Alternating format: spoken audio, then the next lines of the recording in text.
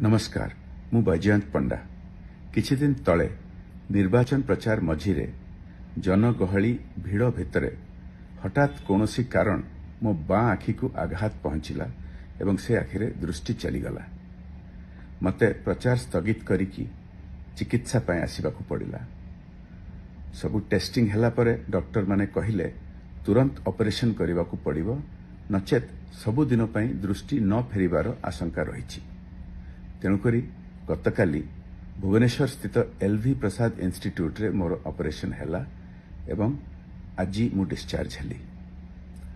Doctor मानक निर्देश अनुसार आउ किछि दिन प्रचार स्थगित रहिबो एवं ता परे मध्य मो प्रचार रे किछि कटकणा रहिबो।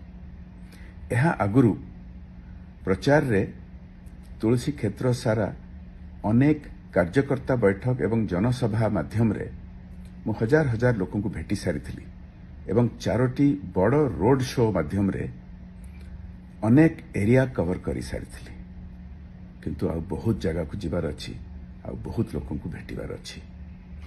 मोर प्रार्थना प्रभु बलदेव जी को मते आशीर्वाद करंतु कि आगामी दिन मानकरे जेते दूर संभव मु प्रचार करि परिबी एवं तुलसी क्षेत्र सारा बुलिकी लोकों को भेटी पारिबी।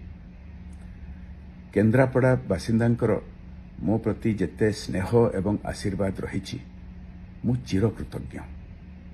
मोर उद्यम सबुबले केन्द्रापड़ावासींक सुख दुख रे ठिया हबा पई एवं केन्द्रापड़ार विकास पई उद्यम करिबा पई। धन्यवाद। जय जगन्नाथ।